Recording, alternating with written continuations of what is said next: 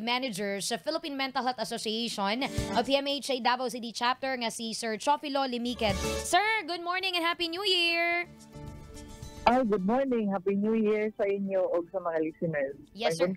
Thank you kaayo sa imong panahon, sir, kay nawindang ang Dabawenyos, ang netizens sa nahitabo kagahapon nga ang hinungdan, sir, straight from the mouth of the suspect nga nasabaan siya sa kining duha ka mga babayi maong iyahang gibuhat tong krimen. Dinhi ko, sir, sa aspeto nga mental health, no? A serbisyong straight to the point, how noise can affect the mental health, sir, sa usa ka tawo?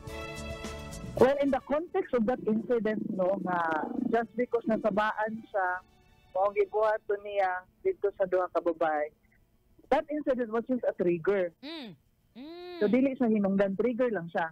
Subot pa sabot na anay underlying causes or incidents nga nung niresulta sa ingon anak nga trigger. Kaya dili man tanan nasabaan mo resulta o ginana nga action. Yes.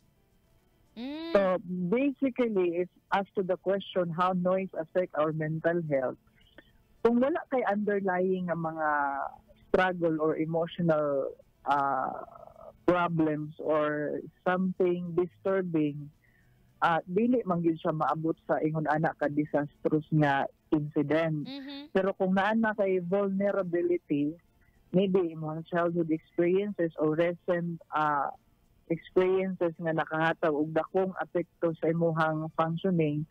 So gagmayng triggers like that can be triggers that will result to committing such particular act.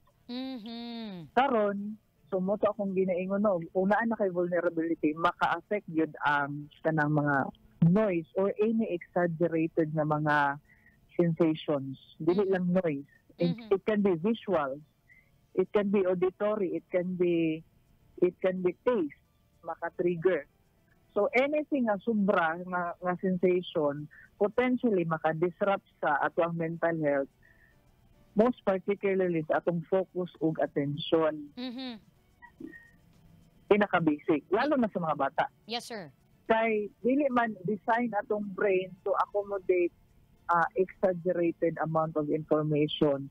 And I mean to say exaggerated amount of information, kadtong mga information nga sobra ka kusog, sobra ka dako nga dili ma-accommodate pag-process sa ato ang brain. Yes, sir. Ayan. Salamat ni Ana, sir, no? Dinhipod ko, sir, paunsa man nga kana ganing ma-reduce ang impact sa noise sa mental health sa usa ka tawo? Ay importante kanang ginakuan karon sa psychology sa mental health ba, importante ang mindfulness.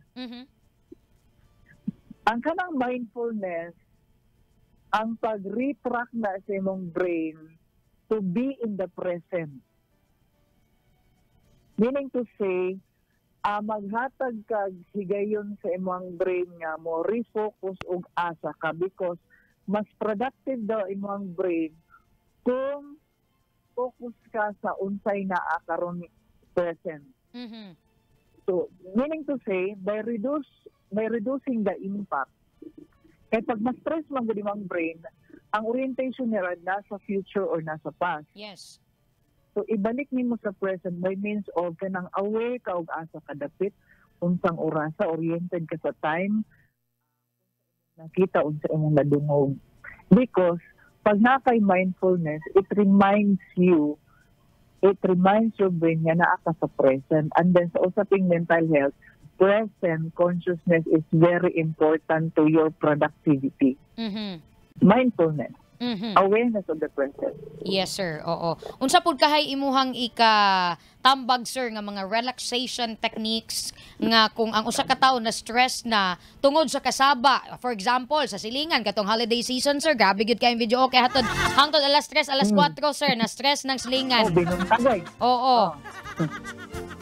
Well, ang pinaka-importante, pinaka-basic tip, balik ka sa imong proper breathing. Kaya pag stress ang tao o disrupted ang tao, ang isa sa kanang biofeedback sa lawas is ma-disrupt ang breathing. So, i-manage ganin mo ng breathing.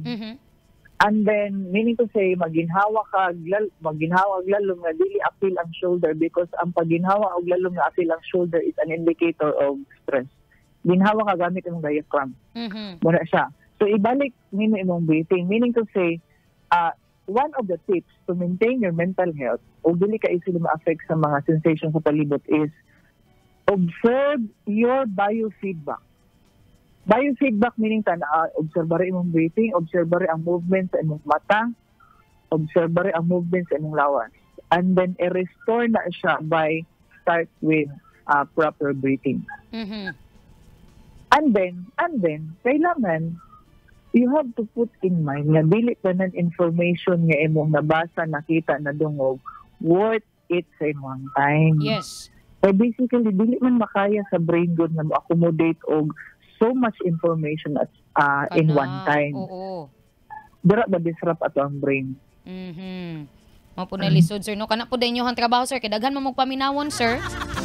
Lisod po gayo ng ingon ana. So kinahanglan nato og ganang murag balance po ingon ana. Bisan kami gani dinhi, sir. Balance. Oo, daghan kami paminawon nga mga mulo, mga balita, mga problema. So kana kana ganing apektos ato ang daily lives and mao toy kana ganing maka-stress na noon mo resulta sa kasuko, no? Ang uban mabanghagan lagi daw, sir. Oo. Yeah, ang importante is kabulo ka mo adapt because dili man pud tanan nga gapamina og noise ma-affect right away ilang mental health. May uban na high tolerance ilang kuan. High level ilang tolerance sa mga noise. Meaning to say, can work under pressure. Kung ginatawag ginana ba? Meaning to say, naka-adapt ka. So, sometimes it's not about the situation, man, but it's about how you respond or you adapt the situation. Yes. So basically, it's not a question sometimes of unsa kadaghan na information. It's a matter of the level of adaptability sa isa ka tao, sa imong mind, sa imong brain. So it works also na kabalo ka mo bounce back kanang ginatawag natong resiliency. Yes. Kaya basically sa mental health, sometimes dili siya dili siya about the situation. It's about how you respond to the situation. Importante gid imong perception, imong pag-process information kay usahay ang naka-stress imuha dili ang information kundi ang pag-interpret nimo sa information sa palibot. Yes, sir. So naa ka pud na sa imuha day, sir, no? Ikaw kita ka pud gihapon makaano. Oo. Yeah. Quietly is a choice. Ayan. Sige, sir. Noted tong tanan. Salamat kayo, sir. Lastly, dito naabot na ta sa kung paunsa maka-cope up ang usa ka individual, no, sa kani mga saba nga makaapekto na sa mental health. Unsa pod ang imuhang pahinumdom sa public karon, sir, nga grabe perti ka saba, sir, kani for example kana ganing sa mga kanang silingan nga ang mga speakers, ang mga video okay, sayo palag buntag. Wa na, nangangasuko ng mga mama, mga inahan kay imbis na nga pang mga anak, saba na kaayo, nakapata. Unsa kay pwede nato kana ganing para mukag public awareness na lang pod, sir, ba? And kana ganing unta nga dili makaproduce og mga ingon ani kay ang hinungdan man good, sir. Nasipok yun akong ulo kaganina pagbasa, sir, sa kana ganing kuan kanang mga komento sa krimen nga ay lagi mo pagsaba-saba kay madunggaban mo mangingon ana. Although maingon tag yaga-yaga lang na nila, sir, pero naa namang good ni gikan man good sa suspect nga mo tinahitabo kay nasabaan siya maong gibuhat to niya nga krimen. And then dinhi pud ta sa mga nagsaba-saba. Well, basically, importante, no, limitations are basic. That means to say, dili tanang panahon, although free ta to play music or to do what we love doing. Pero, anak maguna siya, especially in the social context niya, lalo na dito sa to, dikit-dikit ang mga balay. Kana, sir. Dili tanang panahon nga maka-exercise sa imong freedom, especially kung kanang ginitawag sa English kung makakabig na siya sa right sa uban. So dili ka free tanang panahon. Yes. Kay you also have to be sensitive sa gipangbati sa uban. So meaning to say, you have to consider nga naay mga limitations ang tanan, especially ang pagpagawa sa imong gibati or pag-express na kung unsa man imong gusto i-express. limitation is very important, lalo na sa context nato diri sa Pilipinas. Dikit-dikit ato mga balay-baya. Yes. Ingon, may uban dara kanya kaagi, kanya kahago, kanya stress. tinuod. So, para dili ta maka-trigger or maka-disrupt sa focus sa uban, no to be sensitive. Dili ta ng panahon ato.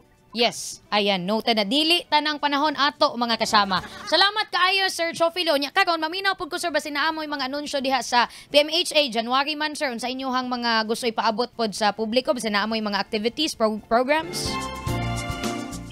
In fairness, throughout the year, we have reached 10,000 participants. Uy, wow. Sa mga training and seminars in mental health. Uy, naga-increase na ginang numero, sir, no?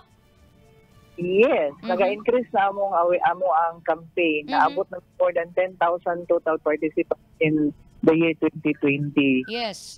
And we are more eager to do the same or even surpass what we have achieved in the last year. So, training, seminars, and session, any organization can request.